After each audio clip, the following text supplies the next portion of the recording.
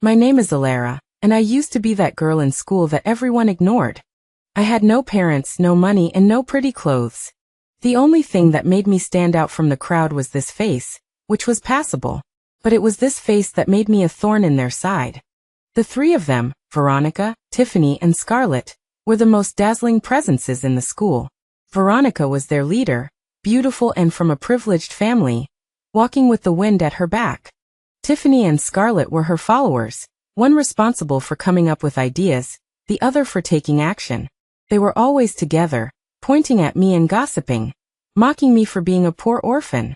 At first, they just said a few nasty things about me behind my back. But gradually they started bullying me openly. One day, I had just put my bag down when I smelled a foul stench. My hands trembling, I opened my bag, and a dead rat was lying inside, its eyes still wide open. I burst into tears on the spot, but they laughed and said, "Alara, look at you, you're so pathetic, it's disgusting. Alara, look at you, you're so pathetic, it's disgusting." Their methods became more and more ruthless. One time, I had just entered the toilet when the door was locked from the outside. I pounded on the door in terror, but their laughter came from outside. When the door finally opened, I found that my skirt had been torn, revealing my underwear. They took out their phones and took a barrage of pictures of me, saying they were going to post them online and ruin my life. The most despairing thing for me was that time in the shower. I had just taken off my clothes when the door was pushed open. Veronica and the others stood at the door, taking pictures of me with their phones. I covered my body in terror, but they showed no mercy and sneered. "Oh, Alara, your figure is pretty good. Do you want us to help you promote it?" I cried and begged them to let me go, but they laughed and walked away. I thought it was over, but they escalated.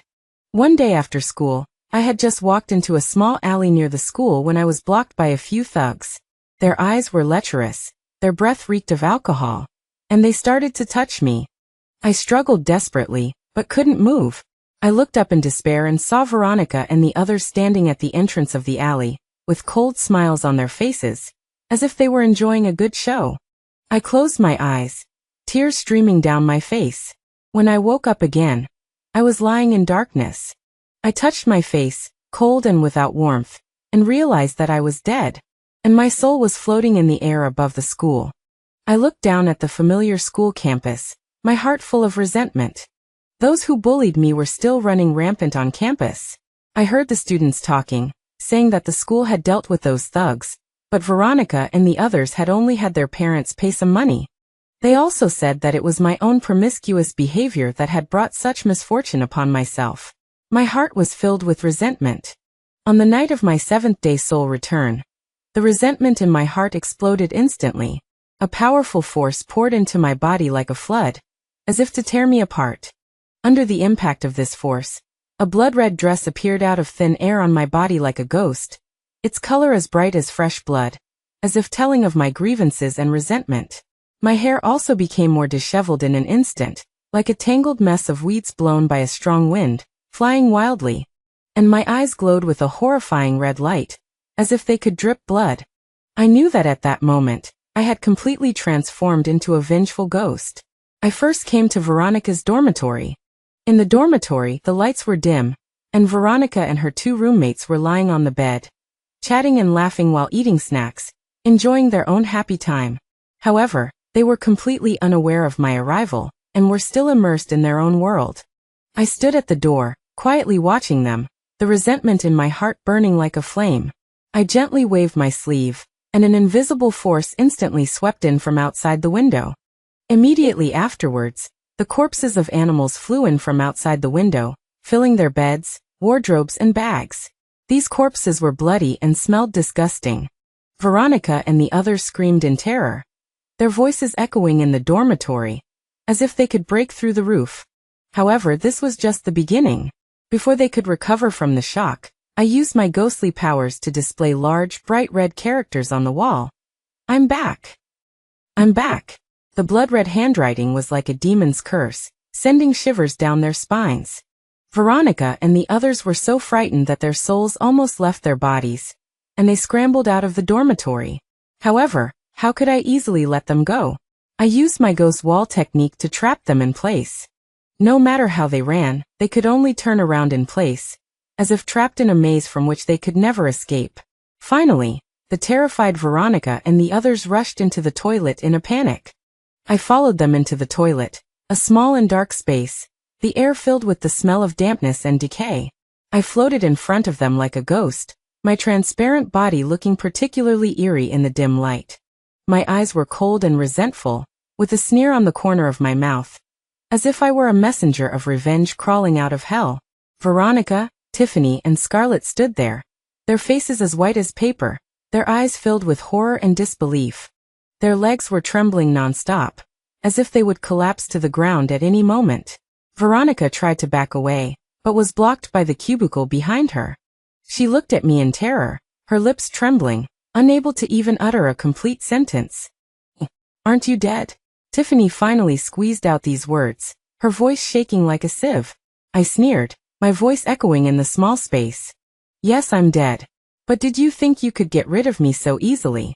I slowly approached them, leaving a faint blood-colored footprint on the ground with each step. My gaze was fixed on Veronica. She was the source of all my pain, the greatest resentment in my heart. I raised my hand, my sharp ghost claws flashing with a cold light in the dim light. I said to them in a cold voice, "Didn't you think it was fun to bully me? Now it's your turn to be afraid." After saying that, I suddenly waved my ghost claws and slashed at Veronica.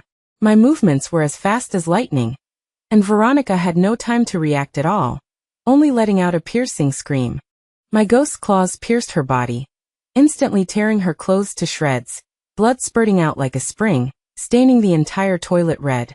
Veronica's body was torn into several pieces, her internal organs scattered all over the floor, and blood splattered on the walls and floor. Her screams echoed in the small space, sending chills down people's spines. Tiffany next to her had long been frightened into a faint by this bloody scene, and she collapsed to the ground, motionless. And Scarlett looked at everything in terror, her body trembling nonstop, her eyes filled with fear. I turned my head and looked at Scarlett, the sneer at the corner of my mouth even more pronounced. "Did you think that little amulet could protect you for the rest of your life?" Scarlett suddenly took out an amulet from her arms and shouted loudly, "Don't come over. I have this, you can't hurt me." The amulet was flickering with a faint light in her hand, and it seemed that there really was a mysterious force protecting her. I tried to approach her, but found that I couldn't touch her. My ghost power seemed to be neutralized by the amulet. I sighed helplessly, watching Scarlett flee the scene in terror. Her footsteps echoed in the hallway, gradually fading away. Although I didn't manage to finish off Scarlett with my own hands, I didn't give up. I left my aura on her body. No matter where she went, I could sense her location, and she could never escape my pursuit. I turned around and looked at Tiffany lying on the ground. She was still unconscious, her face full of horror and despair. I squatted down, brought my face close to hers and said in a cold voice, "Wake up, your nightmare has just begun." Tiffany slowly opened her eyes, and when she saw my cold and resentful face, she screamed in terror. I sneered, raised my hand, and the ghost claws flashed with cold light again. I suddenly waved my ghost claws and slashed at her neck. Tiffany's neck was instantly torn open, blood spurting out, her body convulsing violently, and soon she was silent. I stood up, looked at the blood and corpses all over the floor, and felt an unspeakable sense of relief in my heart. Those who had bullied me in the past had finally received their due retribution. My resentment was released at this moment, but my heart was still full of coldness and darkness. I knew that this was only the beginning. I had more revenge to take, and more people had to pay for my past pain. After dealing with these two bullies, there was still a lingering resentment in my heart. I thought of Ms. Wallace, who had stood by and watched me being bullied without saying a word. She always used the excuse of being busy with teaching duties to turn a blind eye to the evil deeds on campus, only symbolically criticizing them a few times after the incident, and then quickly wrapping things up. Regarding my experiences, she was even more indifferent, never standing up for justice. I decided to make Ms. Wallace pay the price for her indifference. I quietly infiltrated her dreams. While she was asleep, my ghost quietly invaded her dreamland. In her dream, Ms. Wallace was standing in a magnificent hall. The hall was filled with people in gorgeous clothes, all with flattering smiles on their faces, holding thick envelopes in their hands, vying to stuff them into her hands. She smiled as she took it, the banknotes in the envelope making a crisp sound.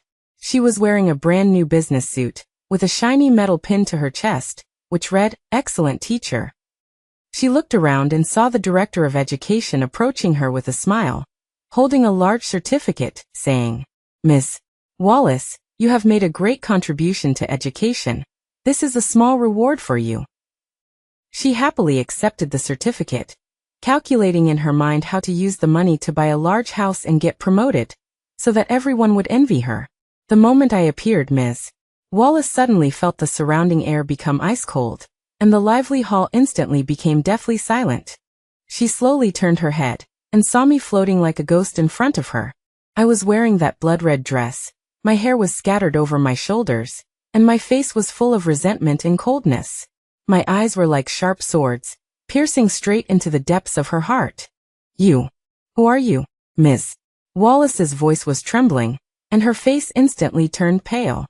I let out a cold laugh, my voice echoing in the hall. "Miss Wallace, don't you recognize me? I'm Alara, the girl you bullied to the point of being half dead." Miss Wallace looked at me in horror, wanting to run away, but found that her body could not move at all. She could only watch me approach step by step, each step making a creak sound on the ground, as if the whole world was clearing the way for me. "Miss Wallace, didn't you like watching the show? Then take a good look again."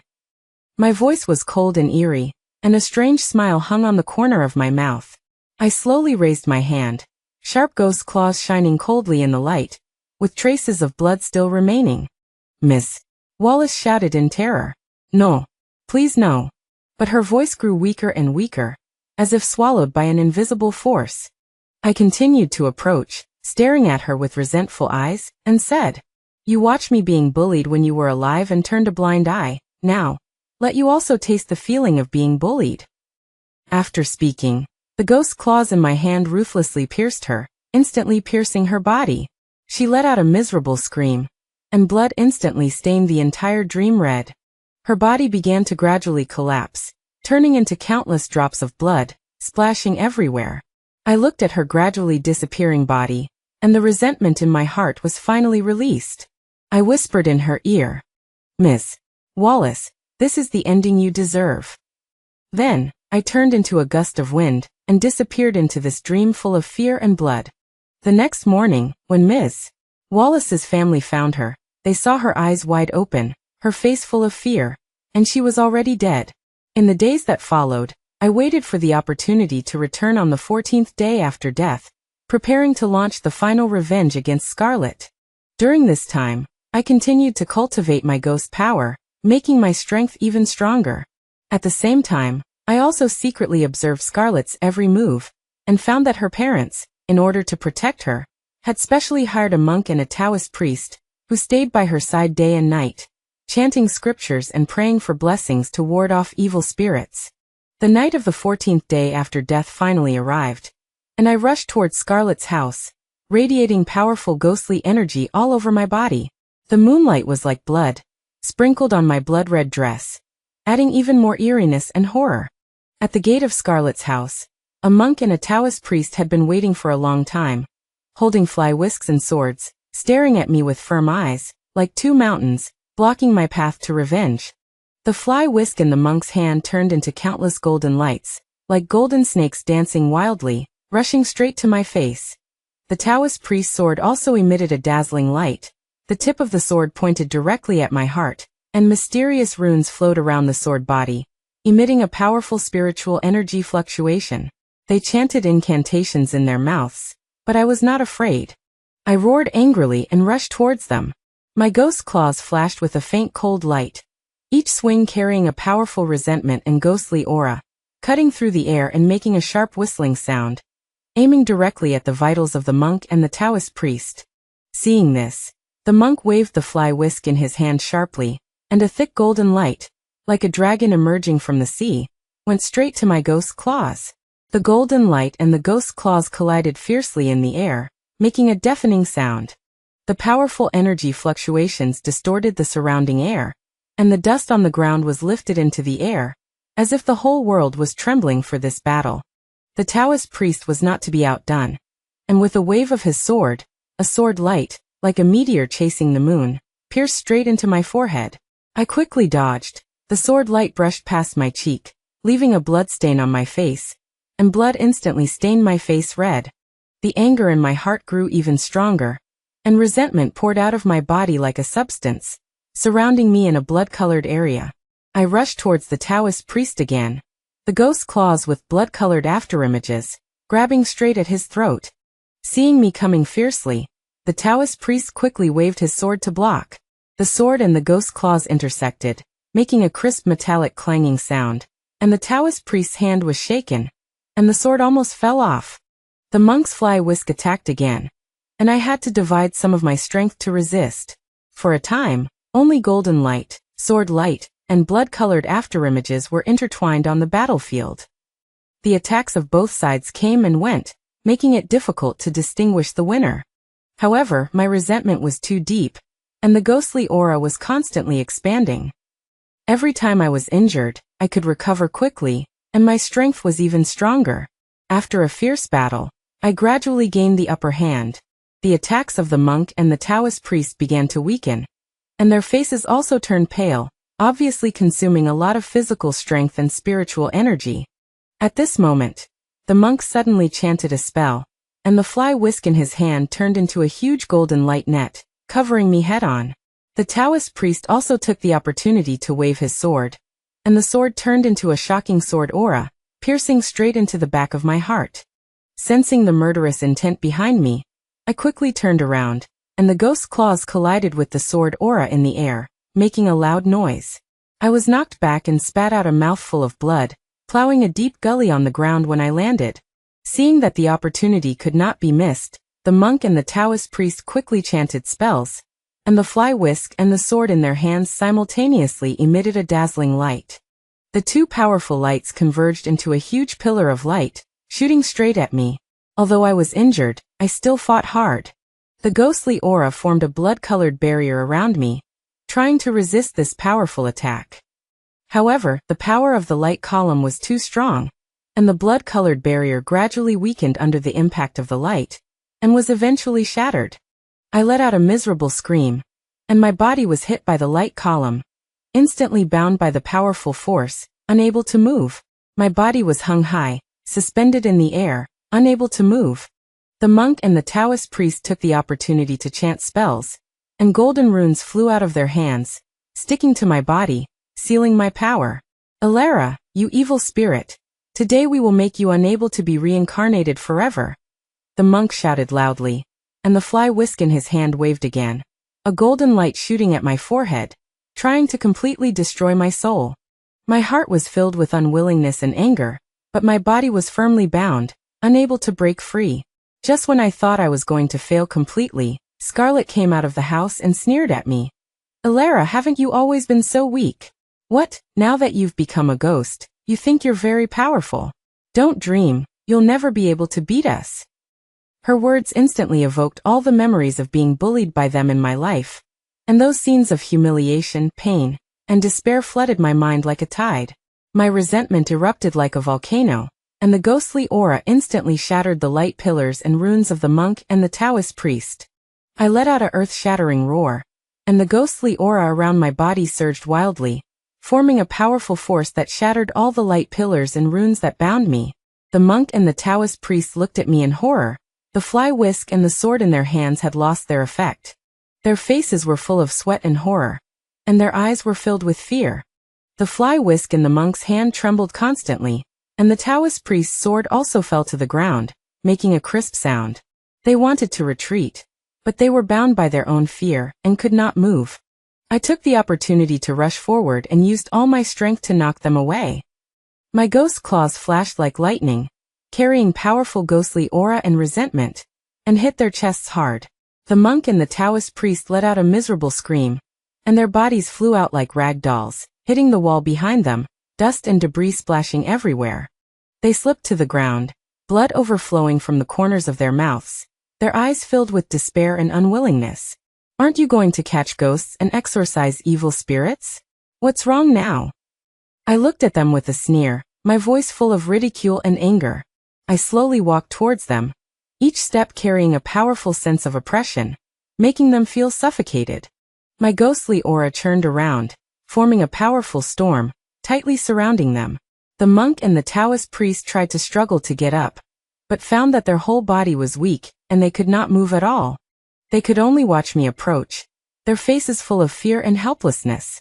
I stopped in front of them, looking down at them, my eyes full of resentment and coldness. You so-called righteous people are nothing more than this. I smiled contemptuously, then turned and rushed toward Scarlet. Scarlet's face no longer showed the arrogance of the past, only endless fear. She wanted to escape, but was trapped in place by my ghostly power. Her eyes were filled with horror and despair, her body trembled constantly, and tears welled up in her eyes. Looking at her terrified eyes, I said with a sneer, "Scarlet, haven't you always been very rampant? You know what fear is now. It's too late." My ghost claws mercilessly slashed across her body. She let out a scream, and blood instantly stained her clothes red. She tried to resist, but found that she could not break free from my ghostly power at all. "No. Don't." Scarlet's voice was full of begging and fear, and her eyes were full of tears. "It's useless for you to beg me." My voice was cold and ruthless, and my ghost claws slashed across her body again. Her clothes were torn, revealing the skin inside, which was covered with bloodstains and scars. She screamed and screamed, her body convulsing nonstop. Looking at her painful appearance, my heart was filled with the pleasure of revenge. I blew on her face with a cold breath, making her feel even more fear and despair. My ghost claws left deep wounds on her body, blood constantly flowing, staining the surrounding ground red. Why are you doing this to me?" Scarlet's voice was full of pain and incomprehension, and her eyes were full of tears. "Why?" I sneered. "Because you once bullied me, humiliated me, and made me live worse than death. Now, I'm just letting you taste the pain you once inflicted on others." Hearing my words, Scarlet's face showed a trace of regret and fear. She realized how cruel and unforgivable her past actions were. However, now everything was too late. My ghost claws slashed across her body again. She let out a scream, and died instantly. Her body fell in a pool of blood, her eyes filled with unwillingness and fear. Revenge was finally complete, but there was no liberation in my heart as I had imagined, only an empty and confused feeling. I looked up at the night sky, the stars twinkling, but I could no longer feel the warmth of this world. And so, I turned and drifted towards the school's dormitory building, the place that had once witnessed my countless humiliations and pain. From then on, I became the dormitory's vengeful ghost in red, a part of the school's eerie stories.